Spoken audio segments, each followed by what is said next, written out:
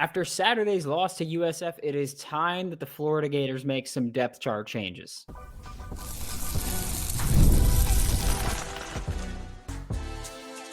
You are Locked On Gators, your daily podcast on the Florida Gators.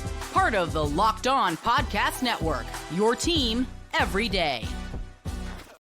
Hello and welcome back to another episode of Locked On Gators, part of the Locked On Podcast Network, your team every day. Thanks for making Locked On Gators your first listen of the day every day. We are available daily and free, wherever you listen to the podcast and on YouTube. I am Brandon Olsen, and today we are talking about this Florida Gators depth chart because, wow, needs some changes to be made. At least, again, I'm not saying huge changes, but need a couple changes to be made before we get to that. This episode of Locked On Gators is brought to you by Monarch Money. Take control of your finances with Monarch Money. Use code LOCKEDONCollege at monarchmoney.com for 50% off your first year.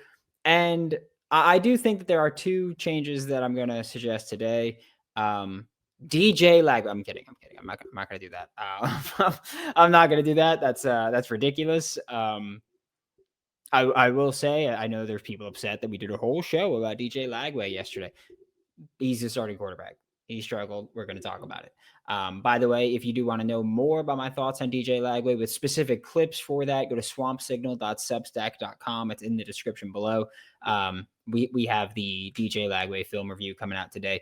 But I do think that defensively, one of the changes that should be made, and this is not one that I'm saying needs to be made, but it's one that I do think would help the overall team right now. And I don't think that the defense was the issue last week. I'm not saying that they are. I'm not blaming this specific player. I would like to see Cormani McLean thrown into the starting lineup. And it would probably be over Dijon Johnson. Devin Moore hasn't done anything wrong. Dijon hasn't really done much wrong. Like I know that there's going to be people that think this is about the busted coverage play against USF. And honestly, it's not. Just because I understand that a lot of people are going to watch that and blame Dijon and Sharif Denson, and they're going to blame a bunch. This is football. Like you're not going to get every single rep right. You're not going to get every single play perfect. It's not going to work. It's not going to happen. And that's an unrealistic expectation for even the best player on the planet. Like Patrick Mahomes makes mistakes all the time. Guys are going to make mistakes, especially if you can look at the mistake. And I do think this is the important part. If you can look at the mistake and say, why did this happen? Is this a thing that happens frequently? If the answer is yes, then you have a different conversation. But with Dijon and that play specifically, he was looking to the sideline and they snapped the ball. And yeah, so I don't think this is about that one, or I know this isn't about that one specific play. I think that this is about the defense needing to provide some juice. And I think Cormani McLean can bring it. Like you look at the reps that Cormani McLean has taken so far this season, and he's looked really good, right? We heard Billy Napier talk about this earlier in fall camp where he's like, hey, Cormani McLean, he needs to know the playbook better. He needs to tackle better. He needs to do these things right. And so far, Cormani McLean, like, I don't have any complaints from his play so far. And I know, the first game was Long Island and that was nothing. And the second game is USF, which he did play a significant amount of snaps in, by the way. Like he played 32 snaps. That might've been the most he's played in a single game at Florida so far. And I can't, or actually no, because he played significantly Georgia last year. I can't just look at what Cormani did in this season and say, hey, he's made a mistake that is noticeable. I really can't. Like, I feel like he's been in position as often as he can be. I feel like he hasn't gotten beat. He hasn't looked like he's been out of position. And this is something that we talked about a lot last year whenever we talked about Cormani was you can look at certain plays. And while he had the pick six against Kentucky and he had that tipped ball against Kentucky that was even more impressive, we haven't seen him out of position like we did last year. Again, we talk about those positives, but the negatives were that there were multiple plays where he kind of looked like he didn't know what he was doing, which again, he joined the team in the summer and needed to learn the defense, all that stuff. And then you look at what he did against USF, and I think the film looked really good, right? There was a play where he was targeted. I think the safety broke it up. It wasn't him specifically, but he was in position to make a play as well. Got got targeted a few times, and a lot of them came on screens. I'm pretty sure Cormani allowed more yards after the catch than he allowed total yards against USF, which I know people are going to talk about the yards after catch being a problem at that point, but that's a great testament to your coverage that all the yards, more than all of the yards you allowed, came after the catch, right? So I really think that Cormani's just played lights out in these 2 games so far.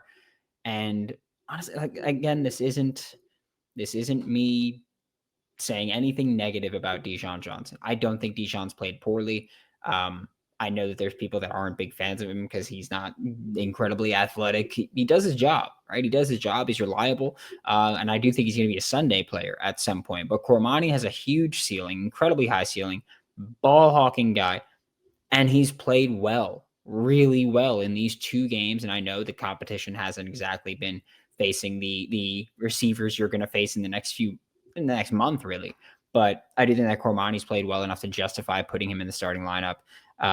Or again, at least letting him play significantly more. Let him play the 45, 50 snaps that he can play.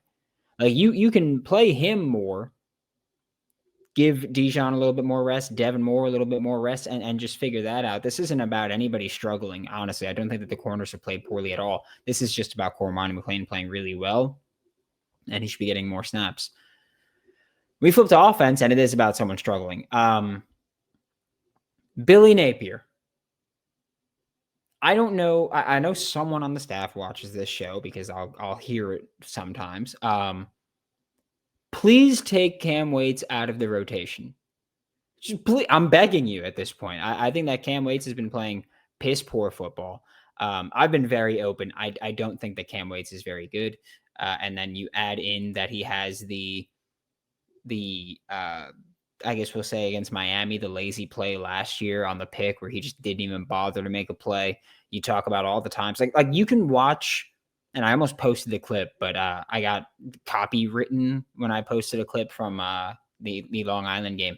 But I almost posted a clip on social media of there was one play where they ran a jet sweep, Florida against USF, ran a jet sweep and had, I'm not going to say a touchdown, but a big gain. And the thing that screwed it up was that Cam Waits didn't get to his marker in time because he's not athletic enough to get to his marker. And I know that we could talk about, these big offensive linemen, they're not supposed to be super athletic. They're not supposed to be amazing. I get that. You've got to be athletic enough to get to your spot. I'm not saying you got to be like a dancing bear out there, but you got to be athletic enough to get to your spot. And Cam Waits isn't. I don't think he's done an awful job in pass protection so far this year. I think the Long Island game was a bit rough for him. But again, like we spoke about, like they were really small, really quick. He's 6'8", 360, 370. He's going to have problems with guys that small. It's going to happen. And I'm not excusing it at all. I'm just saying that that's expected at that point. But I want Cam Waits out of the lineup for Rod Kearney. Like there's no logical reason to me to say that Rod Kearney can't be the third guard. Like I'm not asking for Damian George to be benched. I'm not asking for Najee Harris to be benched. Although I do think that Rod Kearney is a top 2 most talented guard on this team. I'm not asking for anybody to be benched fully. I'm just saying, hey, you've got a guy in Rod Kearney who's a hell of a guard. He had a penalty last week. Yes, he did.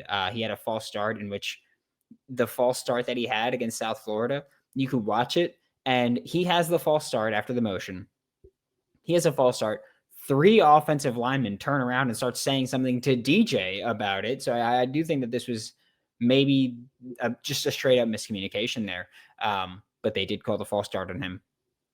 But I think against Long Island, he looked really good. I think against USF, he looked really good. And I do think that when we saw him last year in the limited reps, he looked really good. I want him in the starting lineup. I did. I'm not asking you to do that. I'm just saying make him the guard that plays more than 15 snaps in a game. Make him the guard that gets the 20, 25, 30 even. Make him the guard that plays right guard and left guard. It's possible for him to do. We know that. Like we know he's very versatile on the interior. I mean, hell, he was taking center snaps last year in practice. He's been moving around. Like we know he could do it. Let him do it. He's talented. He's a talented guard. And honestly, I don't want this. And I know everybody's talking about, well, Billy Napier's going to get fired. We're going to have that conversation again. And then everyone's going to hit the portal. Sure, whatever. I don't care about having that conversation right now. I care about winning a football game this Saturday. Honestly, I'm going to be just completely real with it. I care about winning a football game this Saturday. But it's just, and because I know people talk about Billy Napier and the possibility of Rod Kearney hitting the portal or anybody hitting the portal. Even if Billy doesn't get fired, I wouldn't blame Rod Kearney if he hit the portal, because he came in, sat behind absolute crap for a while, and then didn't get to play, and now he's still not going to. I mean, come on, man. Like, just put the talented football players on the field. Simple as that. Say, hey, who's the most talented football player? Great. You're going to play that position. And do that at every position, okay? Rod Kearney's practicing mostly at right guard. Sure, go, hey, you're not – there's no way that you're worse than the 6th best offensive lineman, and I think he's higher than that. Can you play left guard, right guard? Sure, then you're going to play both those spots. You'll come in one drive at right guard, and Damian George will get a rest, and you'll come in one drive at left guard, and Najee Harris can get a rest. I don't care how you break it up, but there's ways to get your best offensive lineman on the field. I know that Florida loves this rotating offensive line thing. There's some guys who aren't really going to rotate, right? Like, you're not going to see Jake Slaughter rotate much. You're not going to see Austin Barber come out much, at least for the time being. We haven't seen that. He didn't play the full game against Long Island, but he played the overwhelming majority of snaps. Right tackle, you're going to see rotations. That's fine. If you're going to go 7 deep on the line, I'm fine with that. I get that. But those 7 should be Caden Jones at right tackle, Rod Kearney at both guard spots. That's it. And Fletcher Westphall's not even healthy. Like, I'd love to see him, but he's not healthy right now. So we can't even include him in the equation. It's just, I still believe in the talent on this roster. But again, like you got to let them play, and the coaching needs to catch up to it. We're about to be joined by Hayden Hansen, Florida Gators starting tight end. We're going to talk about this grueling loss against USF. He's a champ for doing this. I'm going to be honest with you. I wouldn't want to speak to anybody after it, but he came in like a champ. We handled it, and he will be joining us when we get back with Locked On Gators.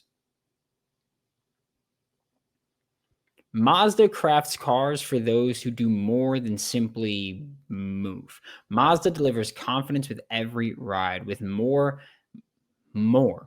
IIHS Top Safety Pick Plus awards than anyone else. From footwork to breathwork, athletes sweat all the details. Mazda brings the same intention to how they craft every single model. It's incredible. Like our players, we sweat every detail, because when you make every move count, impossible becomes irrelevant. Mazda, move and be moved. And also, it is almost the weekend again already. It's hump day. It's time to look back and crown this week's MVP on who delivered, powered by DoorDash. Just like you can win every Saturday with DoorDash Streaks, saving more every time you order. These players delivered when it mattered most. So we're going to break it down here, okay? We're not talking about a Gator. They don't deserve it, honestly, after the USF game. I'm going to say it plain and simple. They don't deserve it. But I am going to stay in the SEC, and I am going to give credit to a team that I've been very critical of, but specifically their quarterback in Oklahoma's John Napier. Like, he delivered in a huge way, big game against Michigan, dominated. Like, he balled. I know the score was close, but he balled. Oklahoma overall played so much better than Michigan in that game. John Napier played really, really well in that game. So just like John Napier delivered for the Oklahoma Sooners, DoorDash delivers your Saturdays. With DoorDash Streaks, you save every Saturday that you order, so you could stack it up all season, and you could save up to $250, including $100 in DoorDash credits. Order this Saturday. Keep the streak alive. Fuel your game day only with DoorDash. Terms apply. Promo period through November 18th. Joining me now for Locked On Gators is Hayden Hansen, Florida Gators starting tight end, and he's here every single Wednesday show. And Hayden, let's dive right into it, right? Ugly loss on Saturday night against USF, 18-16, ended with a Nico Grammatica field goal as time expired. What happened? Yeah, I mean, I mean, at the end of the day, I mean, obviously give credit to South Florida for sticking around that long, but I mean, it was just a combination of just beating ourselves over and over again. You know, you put the film on, you see time after time, you see touchdown after touchdown get called back. I mean, we moved the ball up and down the field at least 4 times the first half, just couldn't get it in the red zone for whatever reason. And it's really hard to sit back and blame the refs. You know, obviously there were their fair share of very questionable calls, but at the end of the day, it shouldn't have come down to them at all. You know, I mean, I don't remember the total yards we had, but I mean, we were moving it up and down, but we just have to figure out a way to get it in the box, you know? Can't do that. And especially because, there's going to be more competition to come.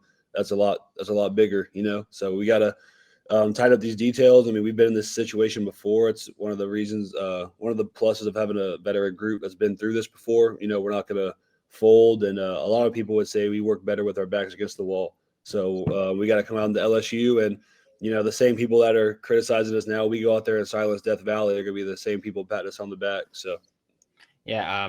I mean, this game against USF kind of just felt like a Murphy's Law game where it's like everything that can go wrong will. 11 penalties for, I think it was like 105 yards as well.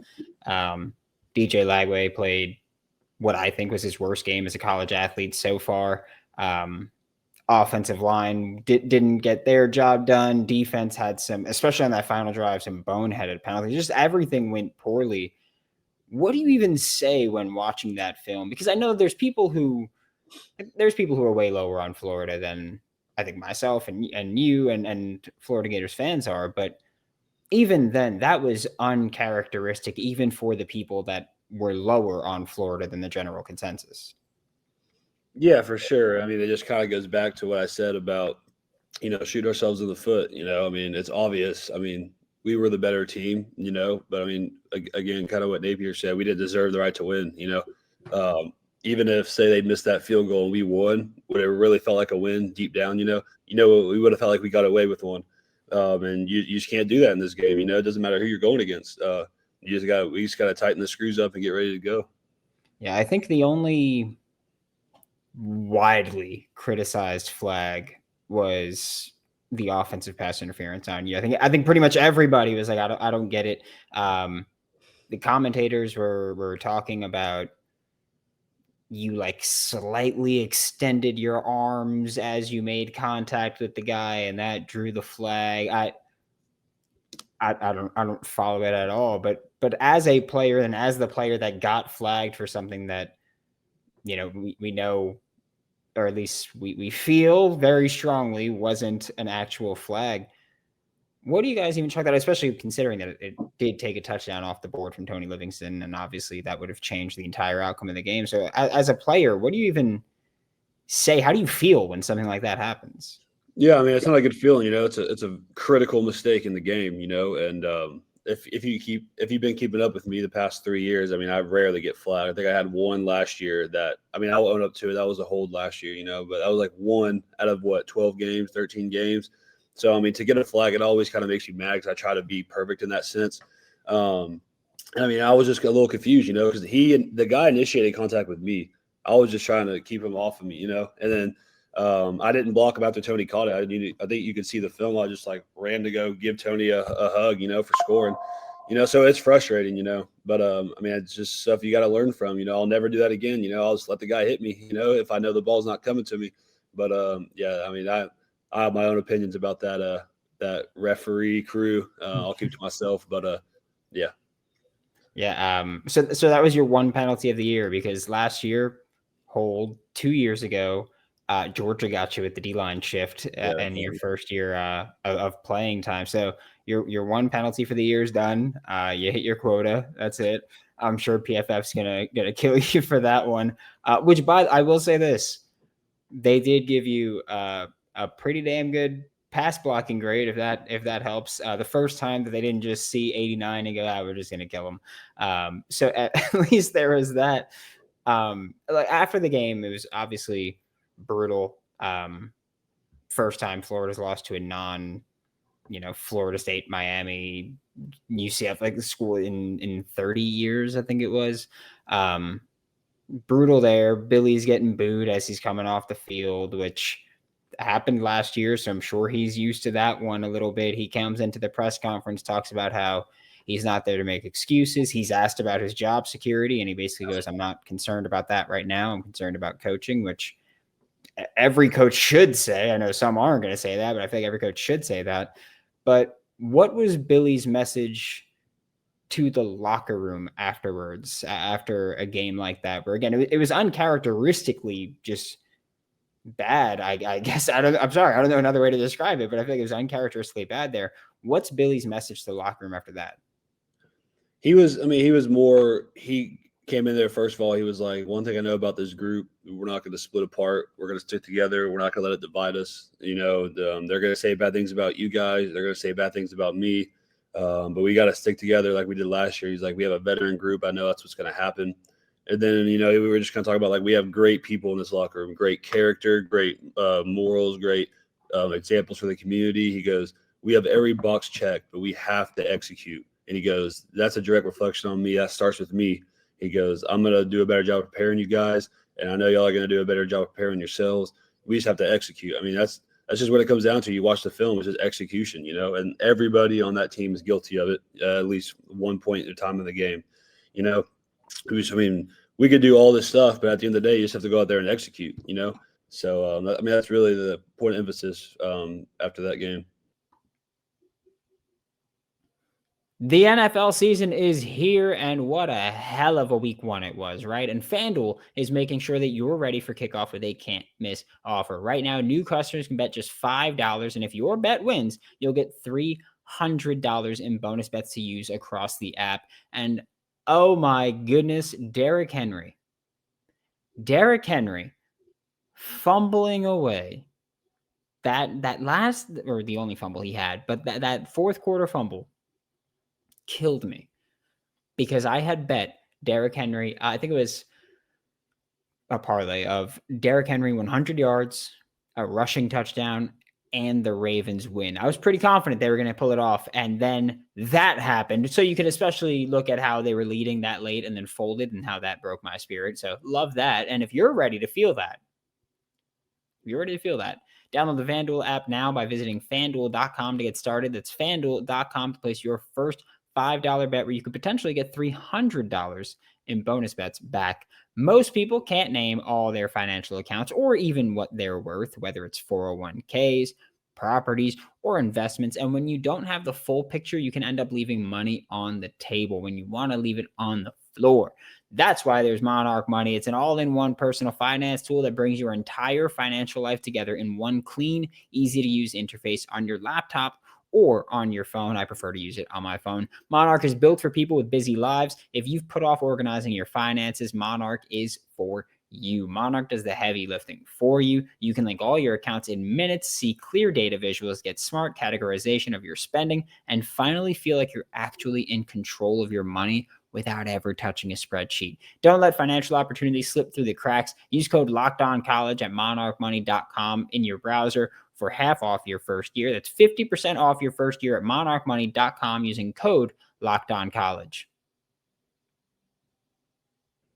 And I'm sure you can't say everything here, and probably maybe can't even say much, but it's still very early in the week at this point. Has preparation been different at all? Because it's also the first time you guys are going to go on the road this week.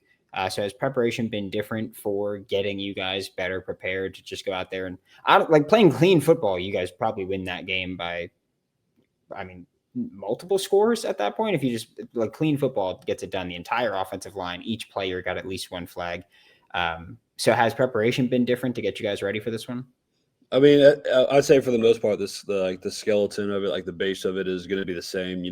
We'll probably simulate a bunch of crowd noise, things like that. Just different environment to be in. Work on communication, and we're not gonna hit panic mode, and change up the whole layout and things like that. We know what to do. We know the routine. We know how to prepare. But like I said, it's up to the individual as players, myself included, as how. Kind of what Napier also told us after the game is you need to take a step back, look at your routine, and see if you're maximizing your recovery, maximizing your just kind of put your potential for the game. necessarily. It's kind of what I'm saying. It's just looking at the scouting report. Are you familiar with their schemes and whatnot like that? So, I mean, it's kind of up to the individual, like what you need to change, because, I mean, the practice, the work is never going to change. That's not the problem. It's the execution and the individual. Yeah, I feel like it's one of those things where it's like, yeah, like you mentioned, skeleton probably going to say the same, maybe a little bit more intense or less intense, depending on if he thinks guys are gas or not fresh enough, whatever it may be. But what has this sentiment been among players? Because I feel like, we know what Billy says, we know how that reflects to you guys, but you've mentioned it before. This is a veteran-led team. I mean, the roster retention from last year to this year is like something that Billy's never seen in his coaching career. Probably never going to see again, really. Like the amount of retention you guys have from last year to this year is incredible. So as a locker room that I would imagine is pretty close, since multiple guys have been here for years and years at this point, what's that sentiment like coming off a loss like that, considering what the expectations were? Yeah, I mean, you're not going to see a lot of pouting around here. Guys are still going to walk around cracking smiles, cracking jokes. You're not going to change how you live. We faced it. We went home, looked at ourselves in the mirror, said, this is on us, no one else. Not like I let it happen again. And one thing was Saturday night, obviously you're not going to sleep. I was rolling around in bed, and then a thought hit me. So the next morning I woke up, made a little edit on my phone, sent it to the group chat. And it was a picture last year, very similar situation. Top-ranked Notre Dame, 5th in the nation at home. I think it was week 2, maybe week 3. Almost the exact same spot. Paid NIU all this money. Lost. It was a wake-up call for them. They tuned it up, made the college football playoffs from there. So, I said that to our group chat and said, I just want to remind you all of this very situation. I was like, we are more than capable of doing this same thing. This loss will only be as bad as you make it. If we go out and dominate this hardest stretch in college football history, no one's going to remember this loss, So it's all about how we respond. And we've been in the same exact situation before. We just have to go out there and respond. And I feel like this is a weird question to ask, but I feel like it's one that I personally just genuinely want the answer for, and I'm sure a lot of people want the answer for. As a pass catcher, you look back at the film and there's quite a few opportunities where you were open and available, whether DJ saw you or not, looked at your direction at all or not. Thinking back, the fade that you ran into the end zone that referees deemed uncatchable, and that's why they didn't call pass interference on it, which you could always argue with PI, especially in the end zone, is like, well, if I wasn't interfered with, it wasn't uncatchable, things like that. The play with, I think it was you and Trey Wilson running behind you in the end zone, where you ended up getting, I think, like 2 fingertips on it or something like that.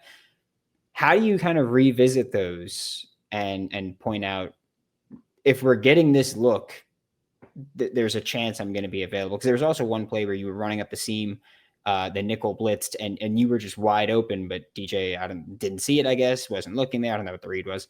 But how do you kind of revisit that and go, hey, in these situations, like you just might have me available? Yeah, I'm never going to be that guy that's going to be like, I need the ball here, or this is what you missed this. Like, we all messed up this game. But, like, if I'm walking back after the play, I'll just walk by and be like, hey, I was there. Keep alert for that same look, things like that. I never, you never want to get on a guy for not throwing you the ball. It's kind of not what you do. But for sure, we go off, we sit right next to each other on the bench, it's top quarterbacks and tight ends. We watch the iPad. So, we see the same stuff, and he definitely sees what I see, and I'll always talk to him about it. I'll be like, is there anything you want me to do different on this look? Is there a reason why you didn't throw me the ball here or whatnot? So we're picking each other's brain. And it's just, concept wise too, when it's my job to get open, I'll control what I can control. I'm going to get open and trust that he's going to get the ball to me. He's one of the best quarterbacks in the nation. So, if you worry about outside things, you're not going to run the best route. You're not going to get open as much, So you just got to control what you can control. And I got full belief in two back there. Yeah. You're obviously not going to be upset about not getting the ball with the impending offensive tackle transition incoming. So obviously that's not going to bother you at all. You got a good pass blocking grade. It's happening. They're getting ready for it. But I feel like we're kind of already in the same territory as last year, fandom wise, where I mean, the tweets were coming out at halftime of just like, fire him now, just fire him now for even being in a game this close, being in a game this tight. How do you guys internally kind of deal with that, where it's just like, again, one loss? I know there's only been 2 games, but one loss at this point, and the fan base, again, this is also not the majority of the fan base. This is just a loud portion of the fan base is calling for heads to be rolled here. So how do you kind of deal with that internally as a roster? Yeah, I mean, first of all, I mean, we allowed the criticism to happen. You know, we lost to an opponent that we should have beat. You know, so we know that comes with the nature of going out there and not performing up to the Gator standard. So, I mean, first of all, we're not surprised by it. You know, we're not saying, why are you guys doing that? We know where it's coming from. You know, but we kind of use it as fuel. You know, like, this is what the people think of us. This is what we show them. This is who we think they are. This is who they think we are. So we got to go out there next week and flip the narrative. I mean, you remember last season how quick the narrative switched. You know, we went out there and beat Ole Miss, LSU, went on that streak, you know, and it flipped. Obviously, this loss is a little more magnified just because of the in-state rivalry. It was a group of 5 team, but we know if we go out there and dominate this stretch, like I said before, the narrative's going to switch like this when we get into the playoffs and make a run, you know. So at this point, it can either be a wake-up call or it can be a season killer, you know. And we're going to answer the call, and we're going to go out in Death Valley and perform. Yeah, I feel like this. I feel like we're just doing Groundhog Day again. Like I feel like we're just revisiting this, where you come out and you say like, hey, like we're capable of going on a run, and I can already know. Which, by the way, knew you were going to say that, of course, because that's the kind of guy you are, and I know that the kind of fan base that the Florida Gators have, there's going to be at least one comment going, oh, this guy's delusional. Which, let's just throw that out there. Hypothetically, even if you were delusional, that's a testament to leadership, right? I guess that like players have always been bought in to Billy Napier, and despite whatever may happen. And you guys, you know, had last season happen, of course, you know, the loss to Miami, Texas A&M, Tennessee, went on the huge run at the end of the year once DJ Lagway came back. There was a lot of retention. How much does that really help you guys kind of go like, hey, we've been here before, we've done this before, and personally, my opinion is that this year you guys have a better roster than you had last year. So how does that kind of play into, and again, a lot of guys were here last year for that. A lot of guys were playing last year for that stretch. So how does that kind of, I don't know. I feel like there's a bit of familiarity for you guys. Like we've done this before. This isn't anything new to us. Like, we know that internally, we know that we can turn this around and get this right. Yeah, it's just one of the many benefits of bringing all the veteran guys back. You know, we know the feeling, we know how to respond to it, and we know it starts today at practice. You know, bringing the intensity up, watching out for little mistakes that can translate, all the little details. Because I mean, you saw last Saturday all the little details that added up. You know, so it's just we just got to show up. We have to brush it off. Can't harp on it too long, and we got to get ready to go play LSU. All right. Thank you so much, Hayden. This was Hayden Hansen, Florida Gators starting tight end. Catch him every week with Locked On Gators and every Saturday playing for your Florida Gators. Thanks again for making Locked On Gators your first listen of the day. Every day we are available daily and free, whether it's in the podcast and on YouTube. If you want more of my written content about the Florida Gators, go to swampsignal.substack.com. We've got free content. We've got premium content. You can enjoy it all 3 times a week minimum.